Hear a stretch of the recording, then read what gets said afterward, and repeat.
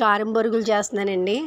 ముందుగా పెనం పెట్టుకొని దానిపైన మీకు కావాల్సినన్ని కారం బొరుగులకి మరమరాలు వేసుకోండి. ఇలా ఒక పెనంలో అవి దోరగా సిమ్లో వేయించుకోండి. ఇలా వేపుకున్నాక ఒక గిన్నెలో తీసుకోండి. పక్కకి తీసుకున్నాక వెల్లుల్లిపాయలు చితక్కొని కొంచెం ఆయిల్ వేసుకొని అందులో వేరుశనగ గుళ్ళు కరివేపాకు వేసి దోరగా వేయించండి. తర్వాత ఈ మరమరాల్లోని కొంచెం పసుపు, కొంచెం ఉప్పు, కొంచెం కారం, కొంచెం గరం మసాలా పౌడర్, తర్వాత ఈ వేపుకున్న పల్లీలను వేసేసుకోవాలి.